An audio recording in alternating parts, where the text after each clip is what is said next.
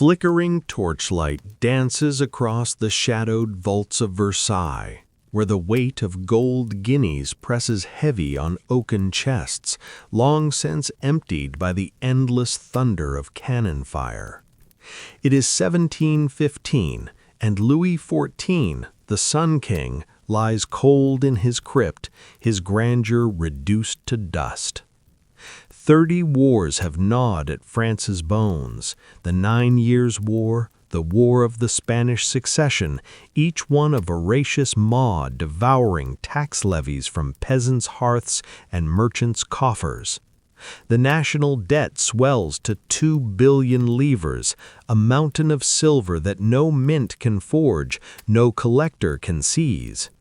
Treasury doors clang shut on empty promises. Echoing footsteps patrol silent markets where bread riots brew like storm clouds over the Seine. Into this abyss steps a foreigner, John Law, a Scotsman with eyes like polished flint and a mind sharpened on the wheelstone of exile. Banished from England for killing a rival in a duel over a woman's glance, Law drifts to the continent, whispering visions of paper alchemy to kings and regents. France, under the boy king Louis XV and his uncle, Regent Philippe d'Orléans, hungers for salvation. Philippe, a man of velvet cloaks and hidden vices, listens in the marbled halls of the Palais Royal. Law unveils his dream, a bank to birth paper notes backed not by fleeting coin, but by the infinite riches of a distant frontier, Louisiana, that misty expanse across the Atlantic, teeming with gold, silver, slaves, and tobacco in his fevered maps. The Banque Générale opens its doors in 1716, a modest facade on Rue Vivienne, where queues form like pilgrims at a shrine. Notes trickle out, crisp and convertible to silver at face value, easing the chokehold of hard money. Taxes paid in paper, merchants grumble but comply as coin trickles back into circulation. Law's quill scratches ledgers under candle glow, promising stability where chaos reigned. By 1718, the bank becomes royal, its notes flooding Paris like the Seine in spring flood.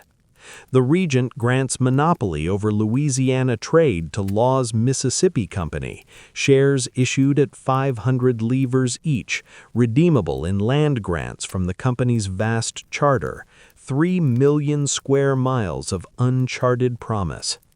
Whispers spread through taverns and salons. Fortunes await those bold enough to invest. Nobles pawn heirlooms, diamond brooches, silver candelabras for a stake in this new world El Dorado. Law's system hums, debt converts to company stock, the king's burdens lifted onto private shoulders. Paper multiplies, vaults fill with the illusion of wealth. But beneath the ledger's calm columns, the first cracks spiderweb. More notes chase fewer goods, prices stir like embers fanned to flame.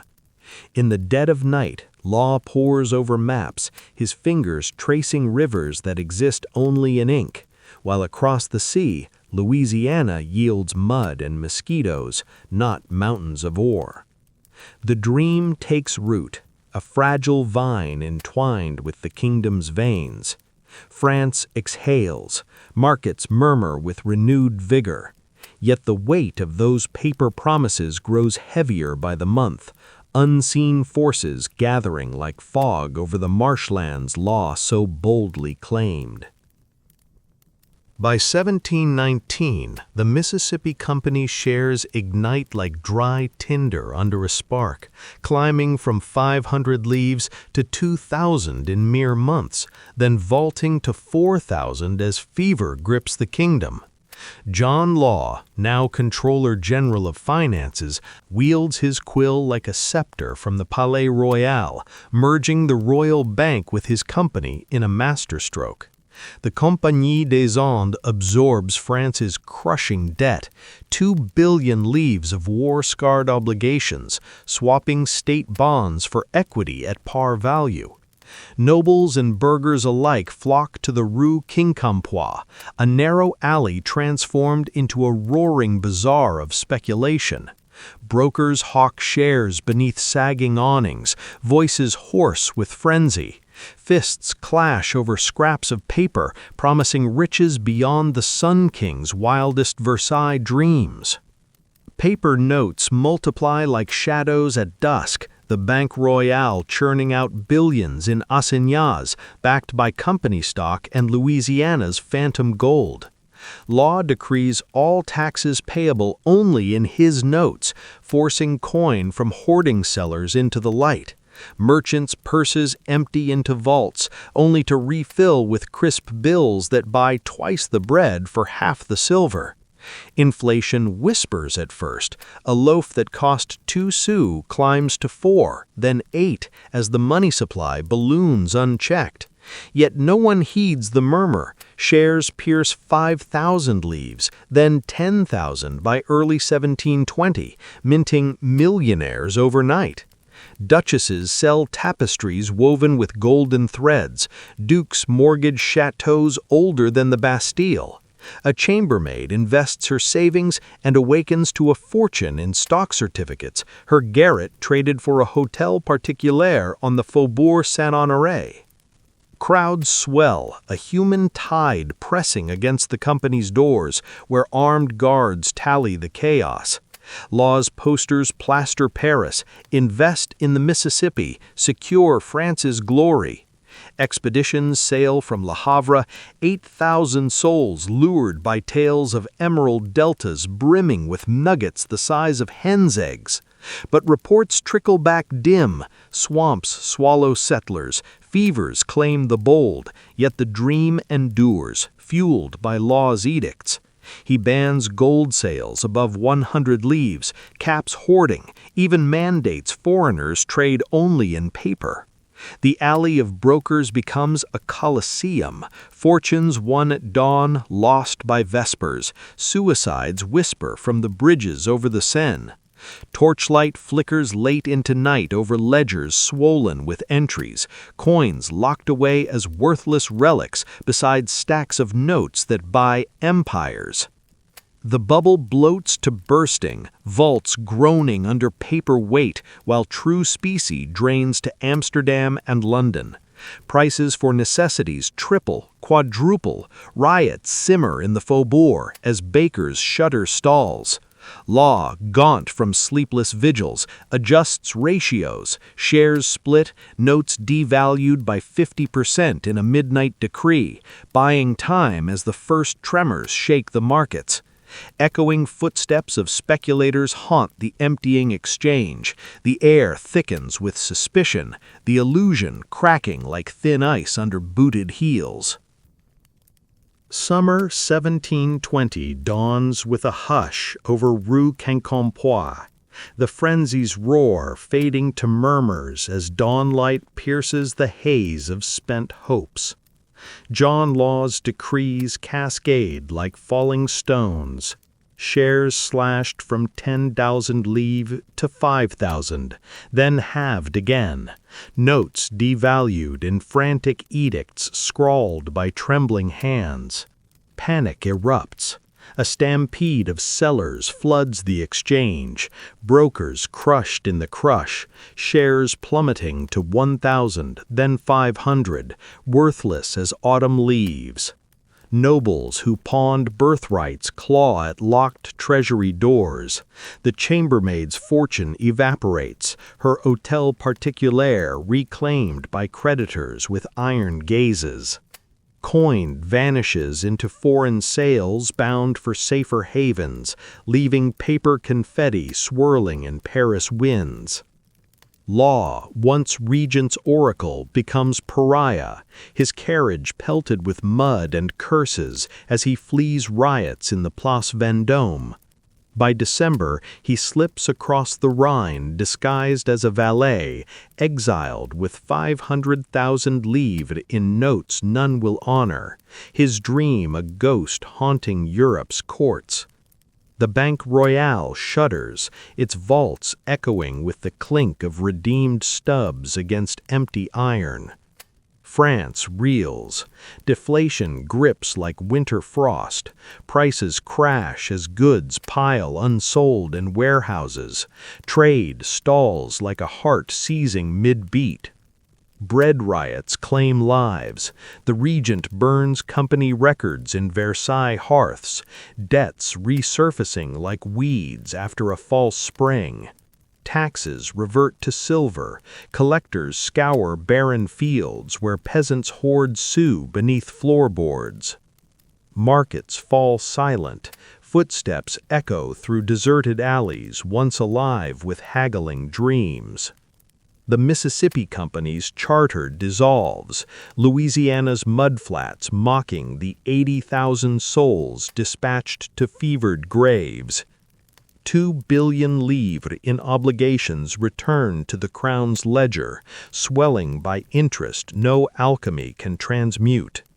Nobles bankrupt, their chateaux foreclosed, merchants ruined, ledgers balanced with chalked zeros. Hyperinflation's corpse breeds deflation's chill. A kingdom's wealth conjured from ink dissolves into dust, vaults sealed against the ghosts of millionaires. Philippe d'Orléans, regent no more after Louis XV's majority, whispers of law's folly in candle-lit councils, while across the Channel Newton laments his own losses in South Sea echoes. The bubble's burst ripples beyond borders. England's own mania follows suit, stocks crashing in London's coffee houses. France's credit, once gilded, blackens. Lenders demand gold, bonds trade at pennies.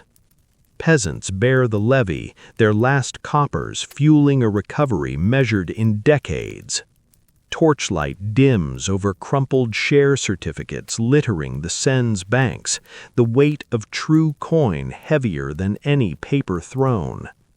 In the kingdom's hollowed heart, the dream lies shattered, a caution etched in bankrupt ledgers for generations to heed.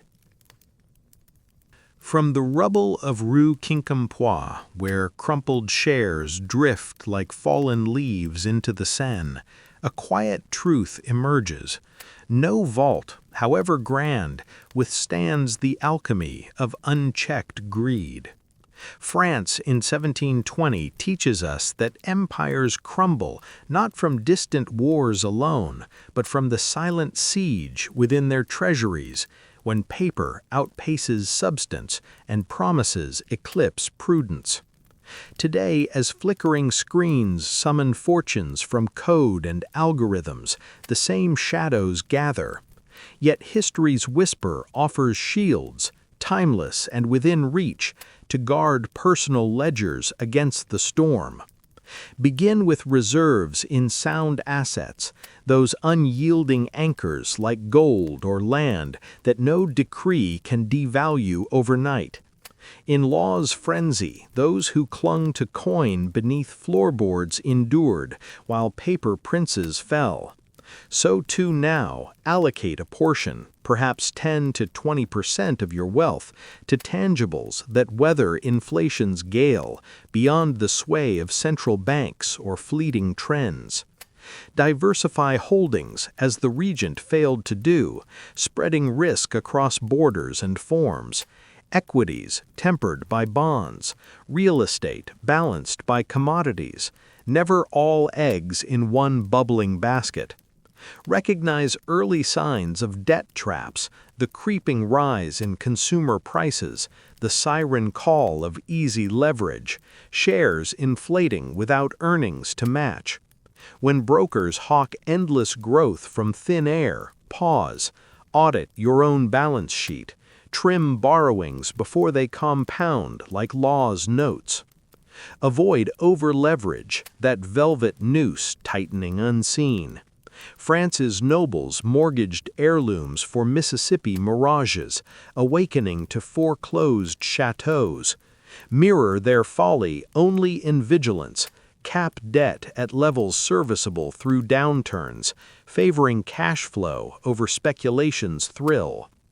Build habits of restraint, track inflows and outflows with the precision of a royal accountant, shunning the rue quincampoix urge to chase peaks. In an age of digital assignats and crypto phantoms, these steps empower the individual, turning vulnerability into resilience. Wealth preserved is wealth compounded, a quiet fortress amid the clamor. As the torchlight fades on Paris's shattered dream, contemplate the broader echo. Every empire, from Sun King's Versailles to modern colossi, carries bankruptcy's seed in its heart, sown by ambition unbound, reaped in deflation's chill. The Mississippi bubble burst not alone, but rippled to London's South Sea, a reminder that folly travels on trade winds. History whispers the same warning across generations. Vaults echo empty when ledgers lie. From Rome's debased denarii to today's veiled inflations, the cycle turns, yet wisdom endures. Next time, we traced the Dutch tulip mania, where flowers felled fortunes in a frenzy of petals. Thank you for walking these shadowed halls of bankrupt history. If these tales guard your own treasury, subscribe for the next collapse unveiled.